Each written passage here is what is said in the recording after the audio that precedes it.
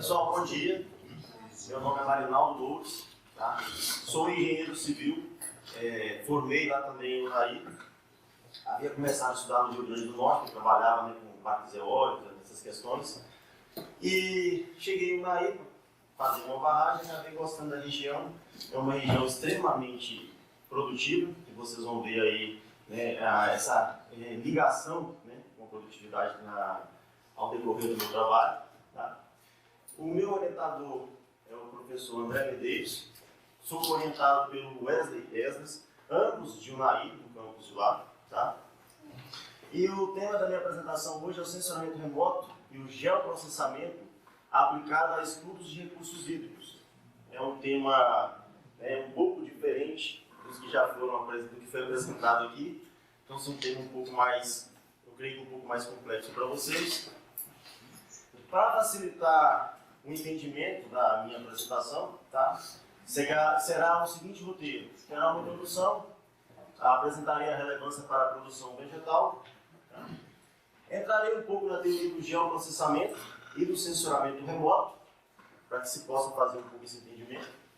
Farei um pouquinho também da teoria do sensoramento remoto aplicado aos recursos hídricos, trarei alguns exemplos de aplicações, considerações finais e as referências. Introdução. Pois bem, o nosso planeta, como sabemos, 70% dele é composto por água. Certo? E desse 70%, a figura aqui está um pouco apagada, 97,5% é água salgada. O que nos resta apenas 2,5% da água do nosso planeta, tá? Água doce. Porém, desses 2,5%, 68,9% são as geleiras e neves eternas. Nós temos aqui 0,5% de umidade de solo e plânctons, 29,9% são as águas subterrâneas, o que nos resta apenas 0,3% são essas águas superficiais, tá? São rios e lagos, dado esses aqui, né, fornecidos pela fauna. O nosso consumo de água mundial, 22% é utilizado nas indústrias, 8% para uso doméstico e 70% para a agricultura. Isso nos mostra como que esses recursos hídricos são importantes, né, para a produção da alimentação mundial. O que eu quero chegar é o seguinte: o Brasil hoje ele figura entre os 10 países, tá, mundial aí, com maior área equipada para irrigação, com 6,95 milhões de hectares equipados para irrigação. Tá? Ele está entre o sexto e o sétimo na briga aí. Por que isso é interessante? No nosso município de Unai, que é a região que eu defendo, né, que é o que objetivou, né, a minha pesquisa, porque é uma área totalmente voltada para a agricultura e muito rica nessa questão produtiva, lá nós temos 67.478 hectares equipados para irrigação, ocupando o 6º lugar do Brasil em áreas equipadas para irrigação. Isso mostra, o que o colega apresentou antes, a potência, né, da nossa região para a produção vegetal em geral. Então, em 2017, que é os últimos dados do IBGE, o RAI ficou em primeiro lugar, brigando sempre com Cristalina, que é na região de Goiás, entre a região do Brasil, né, os municípios com maior produtividade. Então, essa escassez de água, né, no nosso país, aqui, porque nós temos uma sazonalidade temporal, né, uma sazonalidade de água muito grande. E, por exemplo, na nossa região lá vai de outubro a abril, esse período chuvoso, e ainda com presenças de veranicos nesse período chuvoso. Então, isso nos torna que, isso nos mostra que a irrigação na nossa região em si, como em algumas outras regiões do país, né, que depende da irrigação, mostra o quanto que esses recursos hídricos é importante para a agricultura de uma forma geral e nos mostra a importância, né, de ter uma melhor gestão desses recursos hídricos, tá? Um planejamento, um uso adequado e sustentável desses recursos hídricos. O que eu quero chegar? Falando tudo isso, tá? De acordo com essa lei também 9.433 de 97, a famosa Lei das Águas, um dos seus fundamentos ela coloca, né, resumindo aqui, que a água vem de domínio público, tá? pertence a todos nós, tá? E ela também é um recurso natural limitado, né? Exemplo, e ela deixa bem claro nos seus fundamentos que na escassez de água, tá, o uso, a prioridade é o consumo humano e a dessedentação de animais, portanto, deixando a agricultura irrigada de lado. Isso nos mostra a importância de ter o quê? Um bom manejo desses recursos hídricos. Então, onde entra agora o geoprocessamento, que vocês vão ver mais à frente, que nada mais é do que um conjunto de geotecnologias, dentre a qual nós vamos trabalhar com sensoramento remoto, que é uma dessas geotecnologias acopladas ao geoprocessamento, que permite o quê? A importância de mapear. Ele consegue mapear de forma mais eficaz, né, todas essas questões dos recursos hídricos. Exemplo, é uma bacia hidrográfica onde tem uma área que tem de difícil acesso, correto? Para ir até esse ponto, para fazer um trabalho, né, em loco, se torna muito oneroso. Portanto, com o sensoramento remoto através do geoprocessamento, permite mapear esses recursos hídricos de forma mais eficiente, com uma periodicidade maior, né, através de imagens de satélites. Também permite um melhor monitoramento, pode fazer um monitoramento temporal, né? Igual, por exemplo, nós temos visto aí, falar muito aí ultimamente de sensoramento remoto, né? Bem interessante para quem está querendo, né, ir para a área. A questão lá do desmatamento na Amazônia, aquela questão temporal, onde você usa uma imagem, né, anterior, uma imagem posterior, e você consegue fazer esse link para saber qual que é a área, né, desmatada. Então, permite monitorar esses recursos hídricos, avaliar essas questões das áreas de preservação permanente. Você consegue observar melhor as questões, né, das nascentes, a questão da erosão. Então, assim, permite fazer um monitoramento mais prático e mais rápido e menos oneroso. Também permite uma melhor gestão. Lembrando que essa gestão aqui, né, ela também tem que ser em função também das leis vigentes, né? Então, permite fazer uma melhor gestão, porque se você faz um bom mapeamento, um bom monitoramento, a gestão se torna uma coisa bem mais prática, mais fácil. E permite fazer um planejamento mais eficaz. Se você tem todas as informações mais precisas, mais rápidas, em um tempo, né, mais ágil, você consegue ter um planejamento melhor desses recursos hídricos. E juntando tudo isso, o principal, a tomada de decisão, seja tanto pelo produtor quanto pelos órgãos, né, pelo poder público. É o que eu muito falo, não adianta você fazer, né, um pivô lá para uma área muito grande, e se você não fizer uma análise para saber o seguinte, beleza, eu preciso de recurso hídrico, de água, em qual momento? Justamente no momento da seca, da falta de precipitação.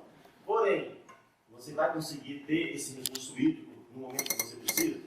Então, é uma questão de ser analisada. E o sensoramento remoto, ele permite fazer modelos hidrológicos, né, preditivos, para você avaliar esse cenário mais à frente, para que você possa ter uma tomada de decisão de forma mais eficiente.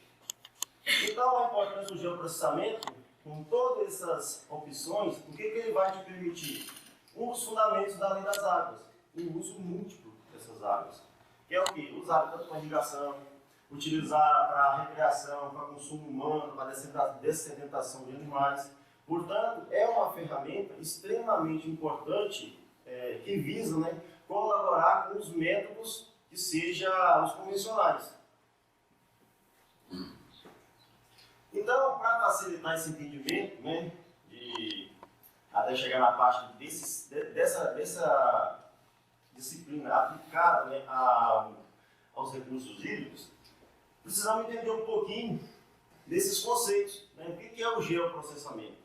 Essa figura aqui coloca de forma bem clara que o geoprocessamento nada mais é do que um conjunto de geotecnologias, né, com a capacidade para fazer cálculo, para adquirir informações, para mapear. Então, dentro dessas geotecnologias, nós temos aqui, ó, a topografia, que talvez é mais conhecido por muitos aí, nós temos a fotogrametria, o banco de dados, o sensoramento remoto, né, que é o que nós vamos abordar mais à frente, que é uma das principais geotecnologias que será abordado, né, nessa apresentação. Então, nada mais é que, olha, tem um conjunto de geotecnologias para coleta, processamento, análise de dados. Então, isso é o geoprocessamento. Aí, uma coisa interessante é que, muitas das vezes, né, o geoprocessamento está mais presente no nosso dia a dia do que nós possamos imaginar. Então, o geoprocessamento nada mais é do que um processamento de dados geográficos. Né? Esse aqui é um exemplo simples, olha. Ao colocar as variáveis de Unai a Diamantina, há um banco de dados, isso aqui é do Google Maps, tá? O que ele faz? Ele faz para mim esse cruzamento dessas variáveis que você solicita. O que ele faz? Ele te coloca de forma espacial a distância de Unai a Diamantina, coloca qual que é a melhor opção, coloca qual que é o tempo gasto. Isso é um geoprocessamento, é um processamento de dados geoespacial. Então não é só pegar a imagem de satélite, como temos visto aí ultimamente na mídia, processar a questão do desmatamento, né? Qual que é o índice, né? Aquela questão da UTP, né? Então, assim, está mais presente. Um outro exemplo simples, quando você entra num aplicativo qualquer e coloca lá restaurantes de comida japonesa no raio de 10 km. Nada mais é que você está pegando um banco de dados com informações espacial, geográficas, e você está colocando as variáveis para que ele faça esse cruzamento de dados, faça esse processamento de dados e te forneça, olha, tantos metros tem um restaurante. Esse restaurante já tem as coordenadas, né, geográficas da localidade dele e você consegue ter acesso, né, de forma bem eficiente. Aqui outro exemplo simples, ao colocar de bicicleta, ele me forneceu uma outra rota, 30 horas. O meu orientador que gosta de andar de bicicleta, aqui é interessante para ele. Portanto, uma outra coisa que nós ouvimos muito falar também ultimamente, quem lida nessa área de tecnologia, é a questão do SIG, né, que é o Sistema de Informação Geográfica, ou na literatura você encontra talvez GIS, Geographic Information System. Então você pode encontrar das duas formas. Né? Inclusive tem até aqueles programas para manipulação desses dados que você encontra lá, ArcGIS. Então, traduzindo para o português é SIG, mas você às vezes encontra ele como GIS. Então, nada mais é do que um sistema constituído por um conjunto de programas computacionais, tá? Onde integra dados, equipamentos e pessoas. Olha como que é interessante. Primeiro, nós temos os dados, que compõem o SIG, tá? São as informações obtidas através de censuramento, de topografia, as informações coletadas de forma, como se diz assim, sem um tratamento prévio. Aí vem a parte física, né, que são os scanners, que são os GPS, que são as estações totais, que são toda essa parte física que compõe os hardwares. Aí vem as metodologias, que são os métodos, né, que são os algoritmos, as formas de se trabalhar essa manipulação de dados dentro de um SIG. Isso aqui é importante, né? Meu orientador ele foca muito nisso com a gente. Não há um dado que você coleta de um censuramento remoto que já venha pronto, preciso, já com a informação final para você. Então precisa-se de um pessoal qualificado, com treinamento, tá? com busca por conhecimento. É essas pessoas que vai fazer com que ele tenha o resultado final esperado. Porque do contrário, será apenas uma imagem ou um dado coletado. Nada mais do que isso se não tiver um treinamento, um tratamento por uma pessoa capacitada. E por final aqui nós temos o software, que são o quê? Os programas, né? Os programas desenvolvidos para que faça essa manipulação de dados. Nós temos aí ArcGIS, tem QGIS, e tem vários, Spring, que é do próprio INC, então são vários. E ao final de tudo isso, será gerado novamente um dado final, que é o quê? A informação que você está solicitando, que você precisa saber.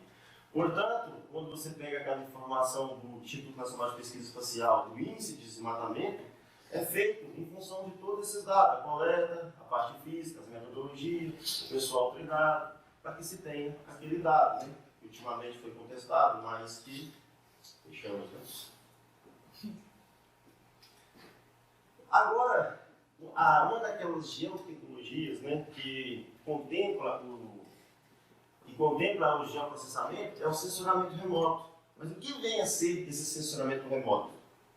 Tem muitos aqui já devem saber, né, porque ultimamente na mídia só se falava nisso, né? Então nada mais é que, olha, o censuramento remoto é a obtenção de informações, porém sem um contato físico ou íntimo com o objeto. Então assim, é a obtenção de um dado sem você ter contato físico, tá? E para que isso aconteça, você precisa de ter uma fonte de radiação eletromagnética, tá?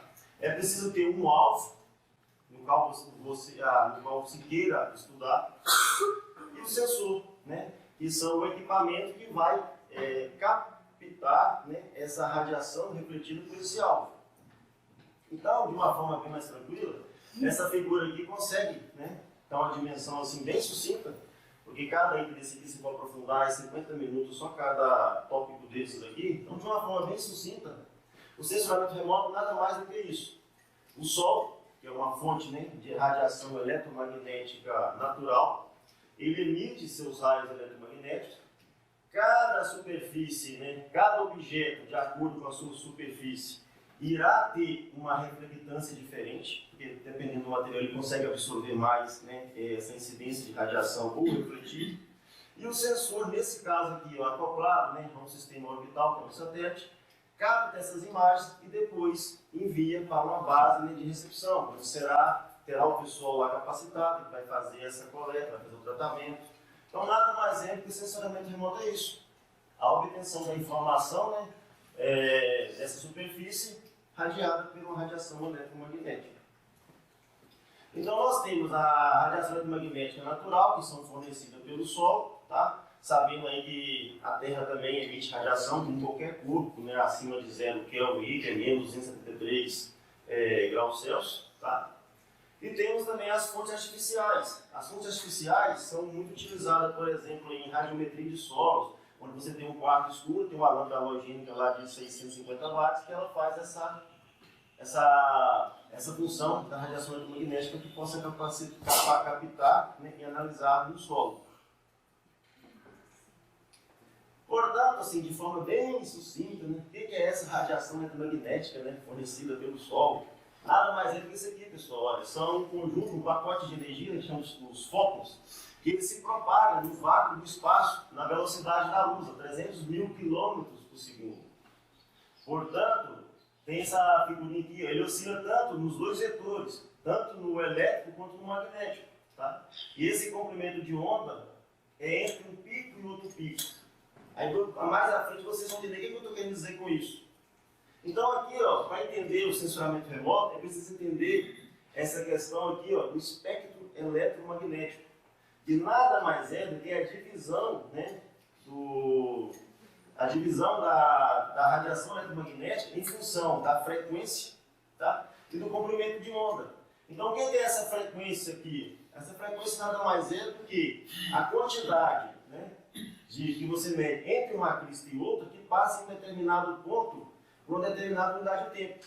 Então, quanto mais rápido é essa frequência, menor será esse comprimento de onda. Portanto, que aqui, olha, a questão espectral aqui no raio-x, aqui, no raio gama, você pode ver que ele é bem maior a frequência e menor o comprimento de onda. Os raios-x aqui vai melhorando, vai diminuindo, até que chegue nessa parte aqui, das ondas de rádio, vocês podem ver que a frequência é menor, porém o comprimento de onda acaba se tornando maior. O que isso tem a ver com o nosso sensoramento remoto? Isso tem a ver com o nosso sensoramento remoto porque os sensores, eles são calibrados, tá, para trabalhar em determinadas frequências desse espectro eletromagnético. Grande parte deles trabalha nessa luz visível quanto nesse infravermelho próximo, mas tem sensores com capacidades maiores. Tá? Essa luz visível aqui, onde vocês estão vendo essa variação aqui de roxo até o vermelho, é exatamente o que nossos olhos, que nada mais é do que também é um sensor, que consegue captar, é a luz visível. Então, nossos olhos só conseguem captar aqui, de 400 nanômetros até 700. Então, isso é para vocês entenderem que os sensores trabalham nessa divisão de bandas aqui, do espectro. Olha que interessante.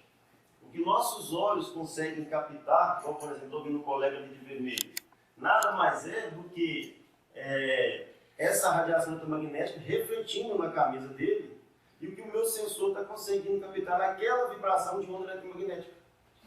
Então aquela radiação eletromagnética está aqui, um comprimento de onda de tamanho 700, que é o quê? O vermelho.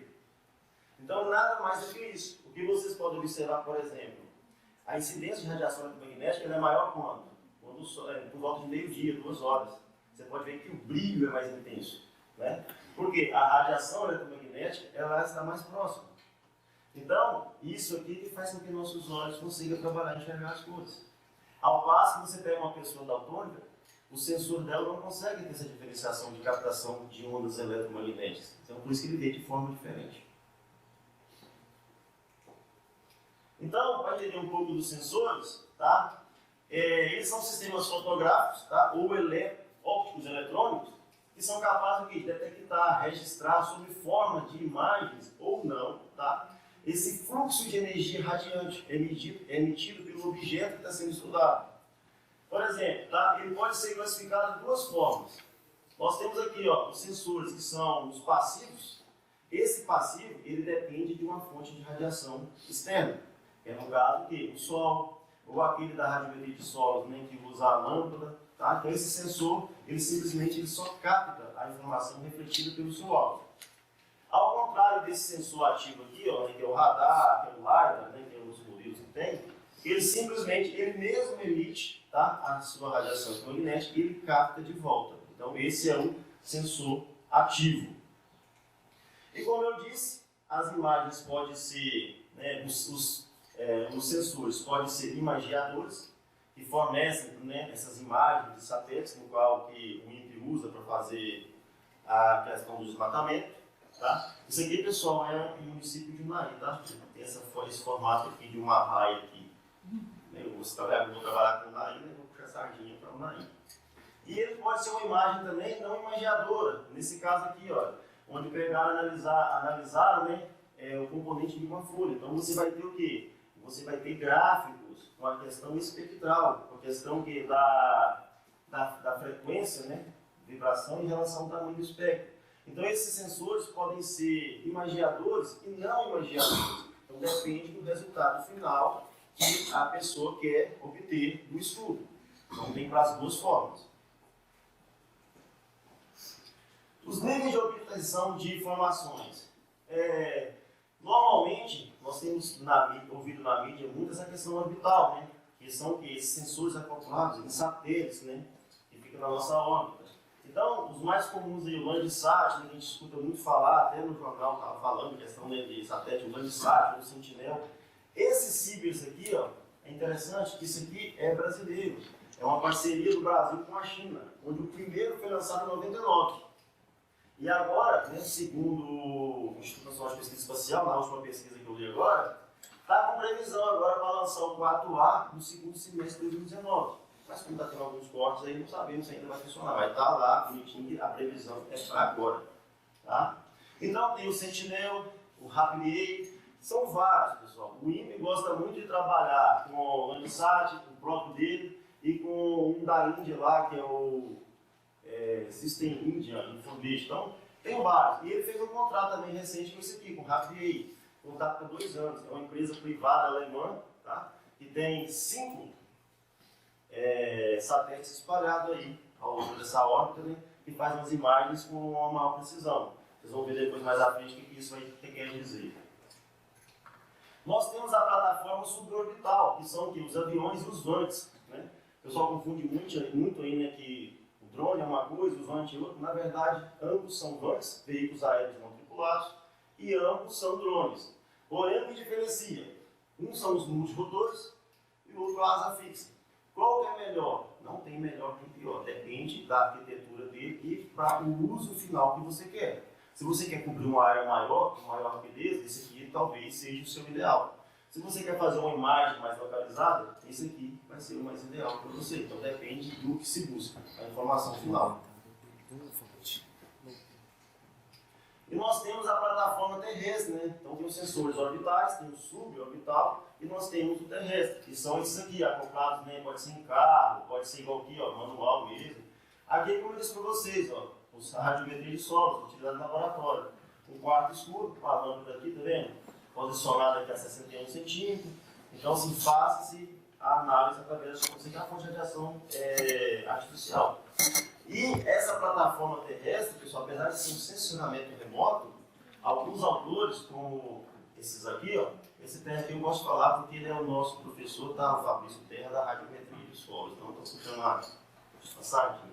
Então, esse aqui, num dos seus materiais que ele escreveu, ele coloca que, apesar de ser sensoramento remoto, ele é considerado como próximo, porque não tem interferência com a atmosfera, tá? Então, é considerado como sensoramento próximo. Os produtos do sensoramento remoto. Olha, ele pode ser comunicado, igual essa aqui, imagens. Essa aqui é uma imagem do Cibers 4, do satélite nosso brasileiro, tá? Com aquele acidente lá de Brumadinho. Então, é um comunicado, né? É um dado final em forma de imagens. E aqui, usando aquela mesma imagem, quando você quer, né, comunicar um resultado em forma de gráfico, quando você analisa a questão do espectro, a questão dessa frequência em relação ao espectro. Então, você pode ter esse resultado em forma de gráficos, em forma de figuras, aí depende. Características das imagens orbitais. Isso aqui que é interessante, que estava saindo muito na mídia ultimamente, né? Vocês vão ver chegar na parte dele. A resolução desse sensoramento remoto está atribuída a 4 diferentes parâmetros. O primeiro dele é a resolução espectral, aquilo que eu disse para vocês. Em qual banda que o satélite trabalha?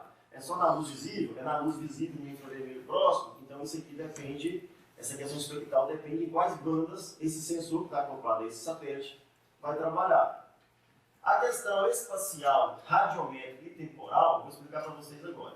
Resolução espacial. Essa questão espacial é o tamanho desse pixel, é o tamanho desse quadradinho dessa imagem, né, desse quadradinho que contempla uma imagem. Essa aqui, por exemplo, são milhares de pixels. Porém, esse pixel ele tem um tamanho de 50 por 50 centímetros. Isso quer dizer o quê? Quando você aproximar essa imagem para tentar visualizar ela mais de próximo, você vai conseguir analisar, né, a sua área de estudo com maior clareza, com maior detalhes. Ao passo que quando você pega uma imagem que tem, né, composto por vários pixels, milhares, de 20 por 20 metros, você consegue enxergar os quadradinhos sim. Então, se você aproximar muito, você não consegue observar com uma clareza precisa do seu objeto de estudo. Então, isso é importante. Quando você vai trabalhar com uma imagem de satélite, você quer saber o seguinte: qual que é a resolução espacial dela? Esse é um dos termos que estava sendo discutido, né? Porque para analisar a questão do desmatamento, está usando uma imagem de satélite de 30 por 30 metros, então assim, ou maior que isso. Então esse é um dos termos que estava sendo discutido, né, até nos jornais, que é interessante. Então, para que vocês tenham ideia, olha, usando aqueles mesmos satélites, o nosso brasileiro, ele trabalha com esses pixels de 10 por 10 metros. Então já tem sim uma precisão maior para analisar mais próximo. Olha que interessante, o GeoEye trabalha com 0,5 metros. Claro que a imagem dele é caríssima, né? Então vai depender. Esse Landsat aqui você consegue trabalhar, vai conseguir a imagem dele aí de graça, mas os outros aqui pagam. Então isso aqui é uma das características deles. A outra característica é essa radiação radiométrica, né, que também deve ser avaliada ao você adquirir uma imagem para trabalho. Ela quer dizer o seguinte: qual que é a quantidade de níveis de cinza que essa imagem contém? Aqui tem um exemplo simples. Ela trabalha com bit. Uma imagem, por exemplo, de um bit, o que ela vai ter? 2 variações de cinza. Então você não consegue observar detalhes. Ao passo que você pega uma que são 11 bits, olha, você tem 2048 níveis de cinza. Isso aqui, para chegar nesse valor, pessoal, é só pegar 2 elevado a 11, tá? É assim que se trabalha. Então 2 elevado a 11 é esse aqui, 2 elevado a 8 é esse aqui, então trabalha dessa forma. Então são uma variação de níveis de cinza. Isso é importante ao se trabalhar com o sensoramento remoto. Aquelas imagens doloridas que tem ao final, aqui são tratadas. As imagens coletadas de início, elas são em escalas de cinza, correto? Então aqui são as imagens. O Landsat trabalha com 16 bits, tá? Com resolução, né, radiométrica bem alta. O brasileiro aqui com 8 bits, né? E os demais. Então aqui tem uma resolução que radiométrica melhor, seria o Landsat. Tá? Estou fazendo a comparação entre eles para vocês verem qual que é. Tudo tem que ser analisado para se fazer um trabalho, né, final. Resolução temporal. Essa daqui é que mais assemelha à questão que o INPE está usando. Exemplo, qual que é a resolução temporal? Nada mais é que assim, qual que é o tempo que ele gastou para fazer a revisita no mesmo ponto? Exemplo, veja o imaginamento nessa sala. Qual que é o tempo que ele levou para passar de novo esse mesmo ponto? Tá? Isso é usado, por exemplo, igual conforme essa figura aqui, olha. Aqui é uma imagem de Brumadinho, feita pelo satélite Cibers, né, que é o brasileiro.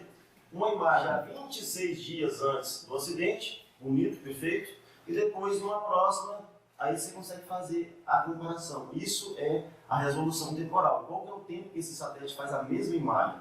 Então, para você fazer um trabalho temporal, você vai pegar imagens, né, de tempos diferentes, para que você faça a comparação. Exemplo, o Landsat, por exemplo, tem imagem desde 75, 79. Então você consegue fazer uma questão temporal, uma evolução do desmatamento, por exemplo, ou uma questão, por exemplo, que é analisar alguma área específica, você consegue fazer esse trabalho temporal. Então nada mais do que isso. O Landsat leva 16 dias para fazer essa revisita, para você obter a mesma informação. Aqui o Sentinela, 5 dias. E o GeoA, que eu te falei que era mais claro, leva 3 dias. De 3 em 3 dias é porque, na verdade, ele trabalha só com satélite. São um conjunto de satélites menores, os que conseguem fazer um imaginamento de 3 em 3 dias. Isso também depende da posição dele na órbita, tá? Então é por isso. Então, por isso que às vezes na agricultura de precisão, devido a esse fato dessa demora dessa imagem, o produtor prefere usar às vezes, né, os VANTs, que ele consegue fazer uma imagem na hora que ele precisa, no tempo que ele deseja. Até porque se a área que você for analisar também, se tiver com posicionamento de muita nuvem no dia, também te atrapalha também fazer essa análise. Então tem todas essas questões a ser avaliadas pela questão espacial. Estudos de recursos hídricos. Aí beleza, já que agora eu consegui explicar para vocês um pouquinho, né, o que é o geoprocessamento, o que é o sensoramento remoto, essa questão toda aí de sensores, agora vamos começar a aplicar isso aqui na parte hídrica. Pessoal, de acordo com o que eu pesquisei, é fato, viu? Aplicar o sensoramento remoto na parte hídrica é a mais complexa que se existe. Para analisar índice de vegetação, essa questão de análise de solos, é muito mais tranquilo. Agora, e principalmente se for para águas internas, é muito mais complexo. Portanto, eu vou falar de forma mais superficial, porque se for adentrar em cada um desses aqui, é termo para cada um deles questão de 2, 3, 4 aulas, correto? Então, os dados de sensoramento remoto podem ser empregados em vários alvos, né? Como já havia falado antes, em solos, né? Em questão hídrica, em água, quer dizer, em vegetação. Então, esse gráfico aqui, tá? Embaixo nós temos os comprimentos de ondas, aqui está em micrômetros, tá? Então vai de 5 a 2,5. O que isso quer mostrar? Olha, esse primeiro aqui, olha, que nós temos aqui, que é o solo, observe que a reflectância dele maior, que, olha, é a partir já, depois da luz visível, que ele começa a ter uma ascendência. Aí você pega a questão da água, que, olha, ela só vai ter uma maior reflectância para estudo justamente na luz visível, que é de 0,5 a 0,7, de 400 a 700 nanômetros. É onde nossos olhos conseguem ver. Então isso quer mostrar para vocês que cada alvo tem uma variação espectral diferente. Olha a questão aqui da vegetação sadia, que foi usado nesse exemplo. Olha, depois da luz visível, né, no infravermelho próximo aqui, olha, é onde ela tem a sua maior reflectância. Então, para vocês verem que, então depende muito do pessoal treinado que se faça essa avaliação. A mesma imagem que você pode obter para avaliar tanto um solo quanto uma vegetação quanto a água, cada superfície dessa vai ter uma reflectância diferente. Entendeu?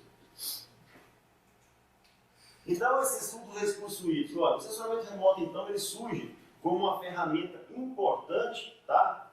Para fazer o quê? O monitoramento desses recursos hídricos, com potencial ampliação dessas áreas. Igual eu disse para vocês, uma bacia hidrográfica, que às vezes é muito imensa. Para você fazer uma análise em loco, você vai demandar o quê? Muito mais tempo, muito mais recurso, né? Depois trazer toda uma questão de logística, ao passo que através das imagens de satélite você consegue com mais facilidade fazer esse monitoramento dessas áreas. Você consegue, através daquela resolução temporal que eu disse a vocês, você consegue fazer esse manejo. Exemplo, eu tinha, por exemplo, lá as áreas de preservação permanente. Como que está essas áreas? Está tendo está desmatando essas áreas? Está tendo uma proteção maior? Está sendo fazendo prazo, plano de recuperação dessas áreas? Então você consegue analisar tudo com essa ferramenta. Além, como eu disse, ainda você consegue fazer, né, modelos hidrológicos preditivos, para saber qual é o cenário daqui, por exemplo, 10 anos.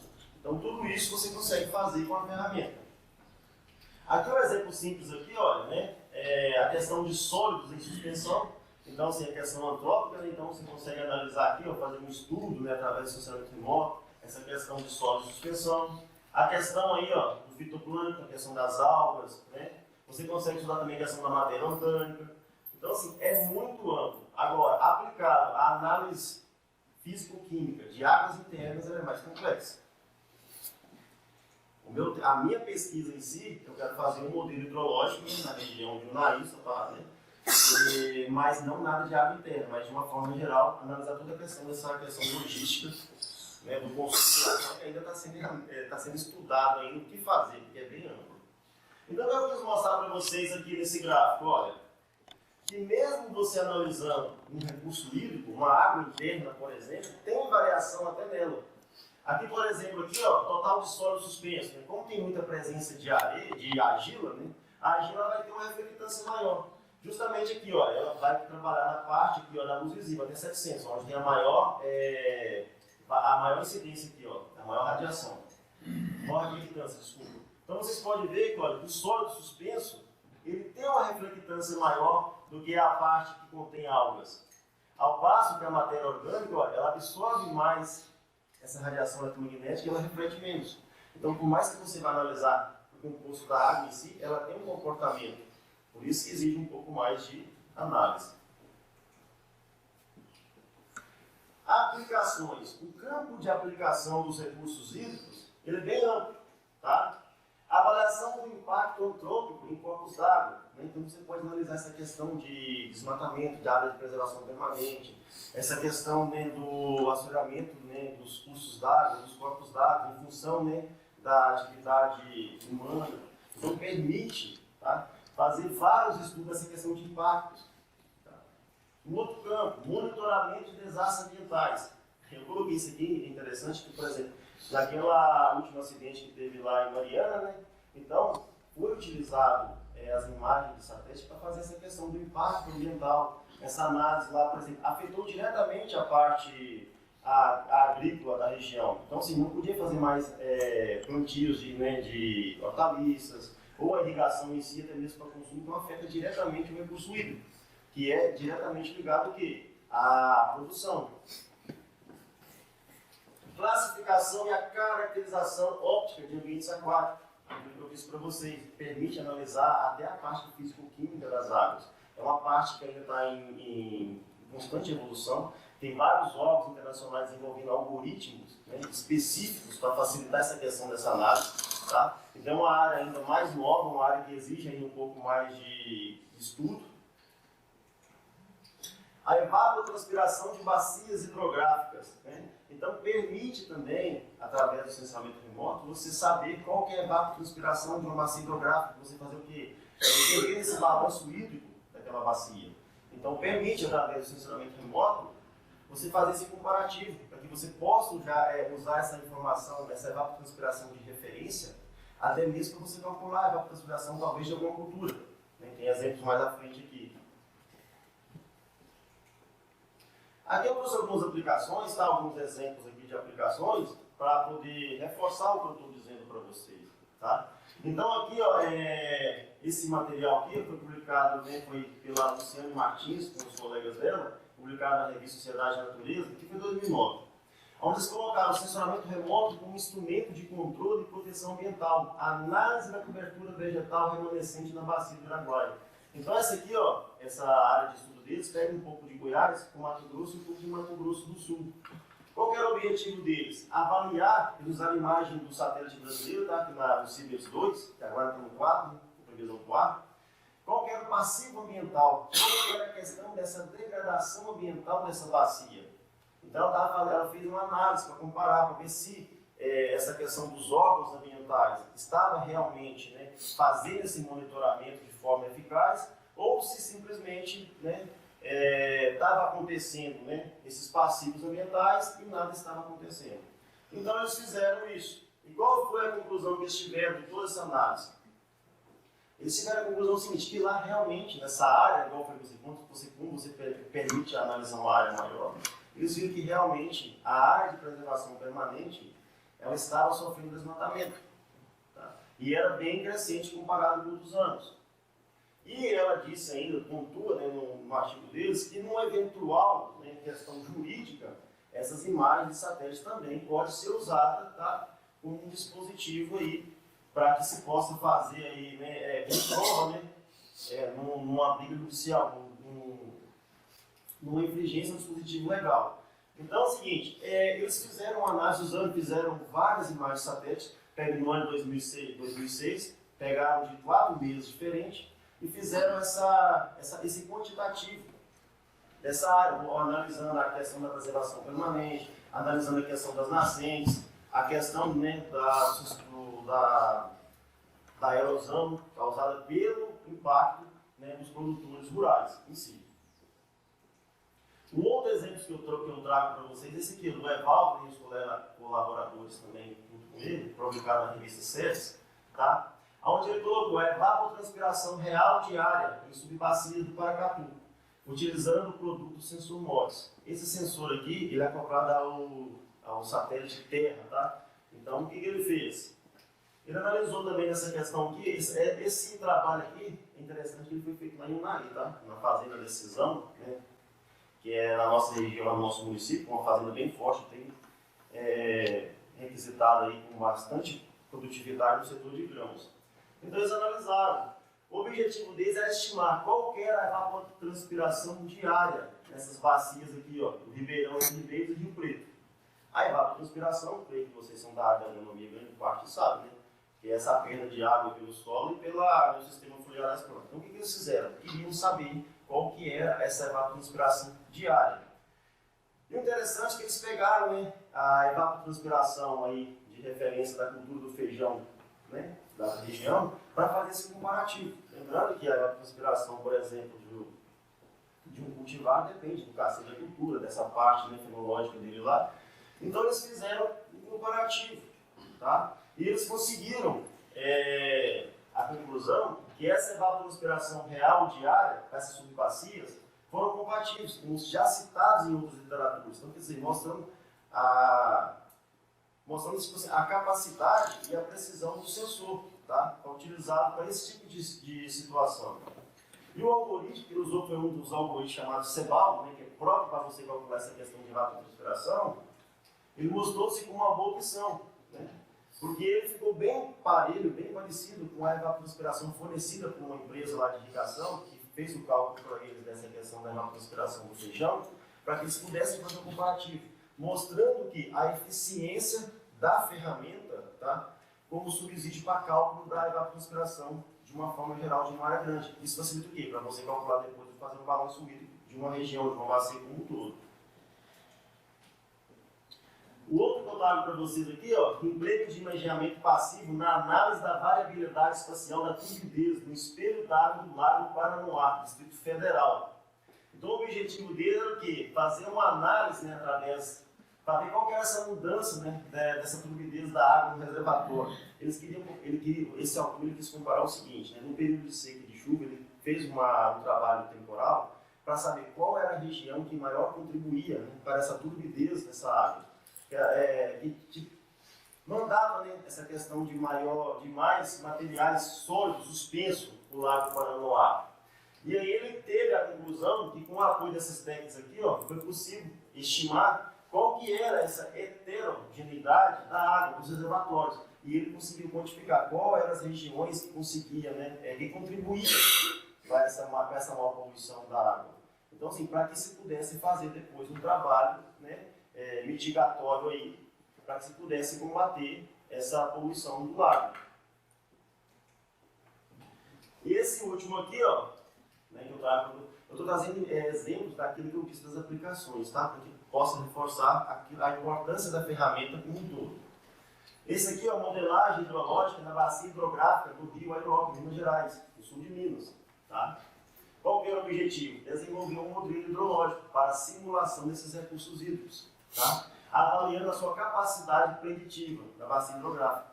Eles criaram-se um modelo hidrológico para avaliar o seguinte, numa possível situação de uma escassez mais severa, para poder analisar o seguinte, qual que era, para fazer um controle, para potencializar talvez, né, como